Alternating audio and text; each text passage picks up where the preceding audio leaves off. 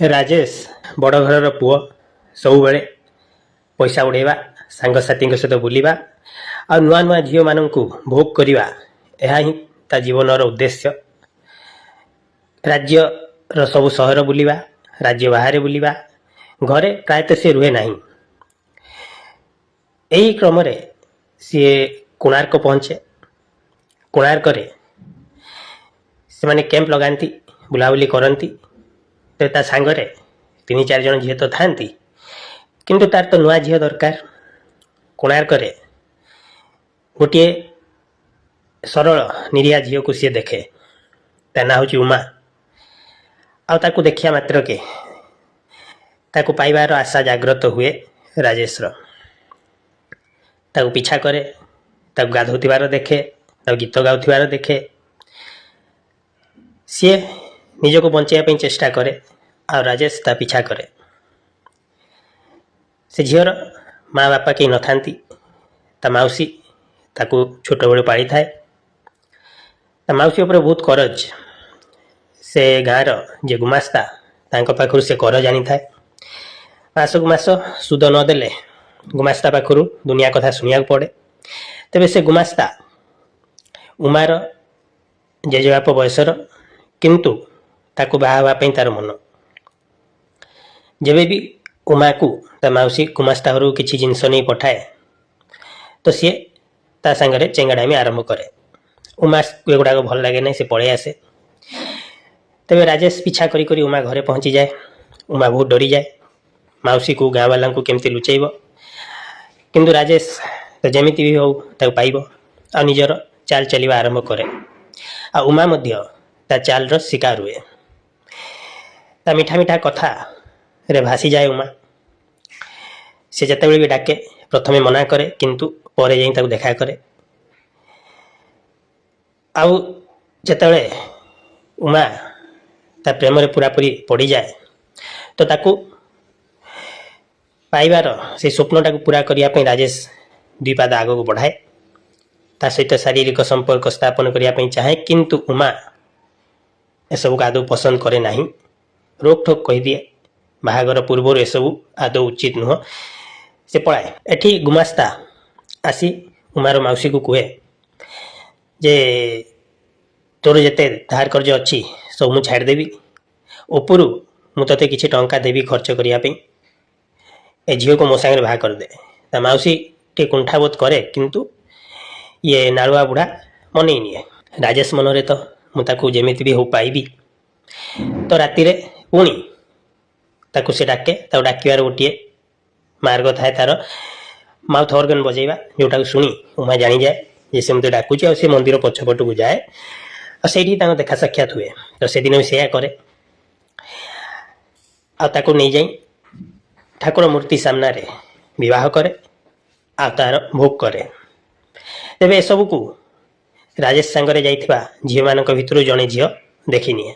ता परदिन सकाळु गुमास्ता पंडित आ किछि गाँ वाला नहीं आसे गहना नुआ शाढ़ी नहीं आसे। आज ही तिथि बाहरी आज ही मंदिर जाई बाहाई पड़ा। ता दे तो अपेक्षा करी होनी ना बुढ़ा दी। तो से आसे आ जिते बड़े उमा को डका जाए तो उमा कहे जे मु तो काली रात बाहाई सारी। समस्ते चमकी पड़ती क्या कहलु ना से सहरी बाबू को गाँ वाला कहती गला सरीगला आउ से सहरी बाबू अच्छी जे तू पाइबू। उमार विश्वास हुए नहीं दौड़ी जाए देखा कौन देखे से सब कैंप उठे चली जाइछन्ति। से माने दिनकर ही फेरी जा कथा किंतु राजेश जीत थिला जे पर्यंत उमा को से पाई नहीं से पर्यंत सी जीव नहीं आ तार स्वप्नटा पूरा हो गला। से माने चली गले।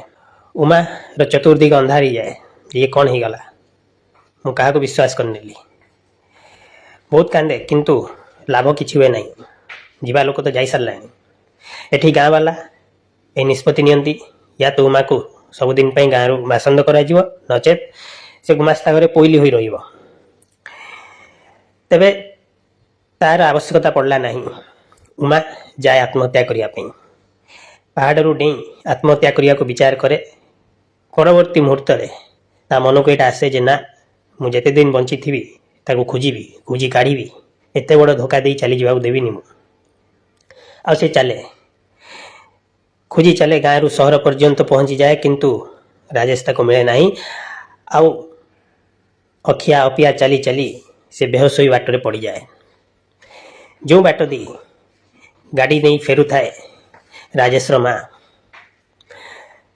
ସେ ଉମାକୁ ଦେଖି ହସ୍ପିଟାଲ ନେଇଯାଏ। ସେଠି ଜଣାଯାଏ ଯେଉଁ ହସ୍ପିଟାଲ ସେ ନେଇଥିଲା ସେଠି ଯିଏ ଡକ୍ଟର ସେ ତାରି ଜଇଁ ବା ରାଜେଶର ଭେଣୀ। ସେଠି ସେ ସବୁ ଚେକଅପ୍ କରି କୁହେ ଯେ ଦୁର୍ବଳ କାରଣରୁ ଏମିତି ହେଇଛି, ବହୁତ ଜଲ୍ଦି ଠିକ୍ ହେଇଯିବ।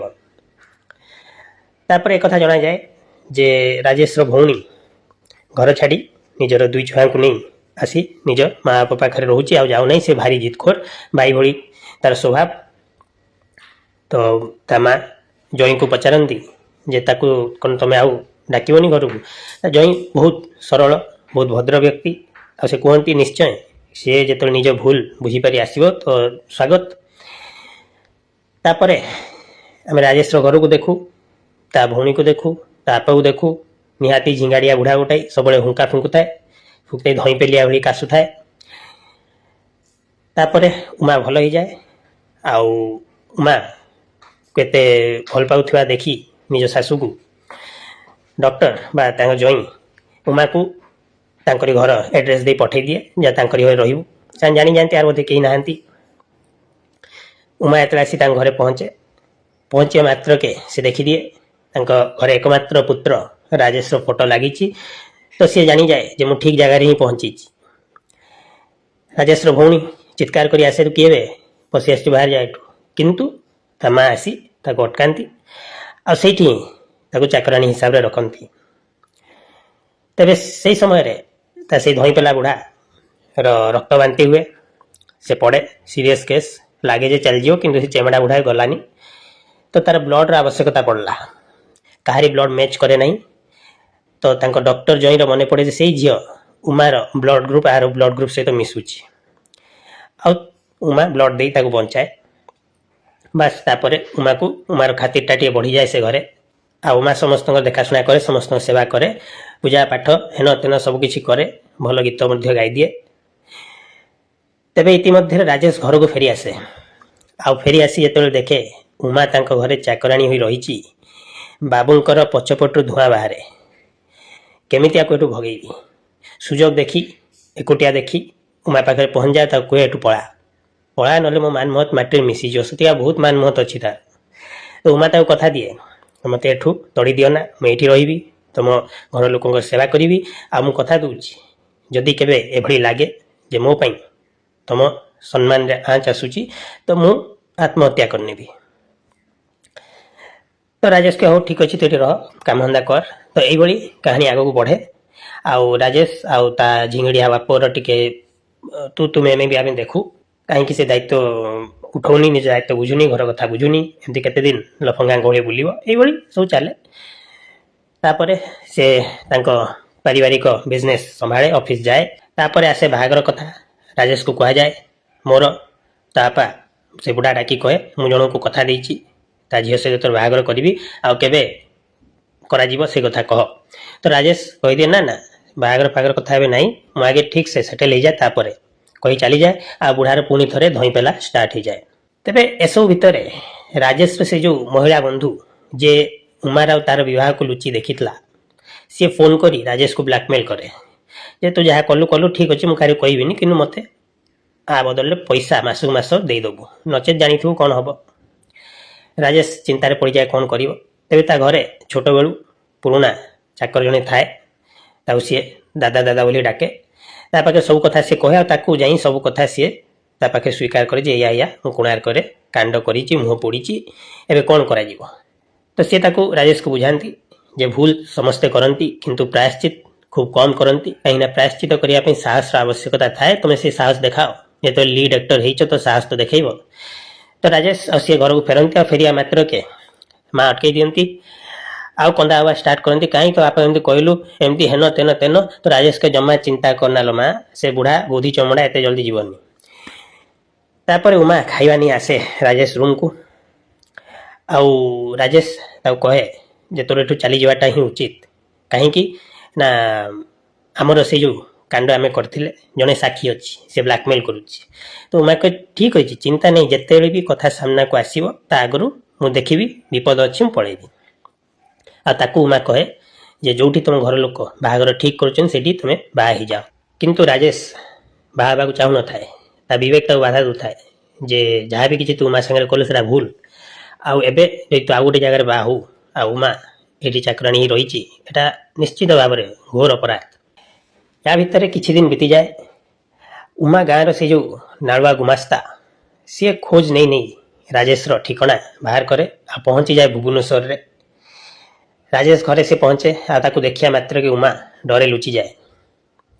ସେ ଆସିଥାଏ ରାଜେଶ ପାଖରୁ ଉମାକୁ ନେଇଯିବା ପାଇଁ। ରାଜେଶର ବିଳାସପୂର୍ଣ୍ଣ ଘର ଦେଖି ଚମକି ପଡ଼େ ଗୁମାସ୍ତା। ତାପରେ ରାଜେଶ ଆସେ ଆଉ ତାକୁ ସେ କହେ ଯେ ମୁଁ ଜାଣିଛି କୋଣାର୍କରେ ତୁମେ ଯାହା କରିଥିଲ ଉମା ସାଙ୍ଗରେ, ତ ତୁମେ ତାକୁ ମୋ ସାଙ୍ଗରେ ଯିବାକୁ ଦିଅ, ସିଏ ମୋ ଘରେ ପୋଇଲି ହେଇ ରହିବ। ତ ରାଜେଶ ରାଗିଯାଏ। ଏଠି ରାଜେଶର ମା ଉମାକୁ କୁହନ୍ତି ଯେ ଜଣେ ଆସିଛନ୍ତି ତାଙ୍କ ପାଇଁ ଚା ନେଇଯାଅ। ଉମା ତ କଥା ଦେଇଥିଲା ରାଜେଶକୁ ଯେ କେବେ ବି ମୋ ପାଇଁ ତୁମେ ଅପଦସ୍ତ ହେବନି। ତ ସିଏ କ'ଣ କରିବ, ସେଇ ଗରମ ପାଣି ଚା ପାଇଁ ଯେଉଁ ବସେଇଥିଲା ତାକୁ ନିଜ ମୁହଁରେ ଢାଳି ଦିଏ, ମୁହଁ ପୋଡ଼ି ଦିଏ, ହୋହାଲ୍ଲା ହୁଏ, ଚିତ୍କାର କରନ୍ତି ସମସ୍ତେ, ଡକ୍ଟର ଡକାଯାଏ। ଆଉ ରାଜେଶ ସେ ଗୁମାସ୍ତାକୁ ଧକ୍କା ଦେଇ ସେଠୁ କାଢ଼ିଦିଏ। ତାପରେ ହସ୍ପିଟାଲରେ ରାଜେଶ ଯାଇ ଦେଖା କରେ ଆଉ କହେ କାହିଁକି ଏମିତି କଲୁ, ମୁଁ ଜାଣିଛି ଏଇଟା ଭୁଲବଶତଃ ହେଇନି, ତୁ ଜାଣିକି କରିଛୁ, କାହିଁକି କଲୁ।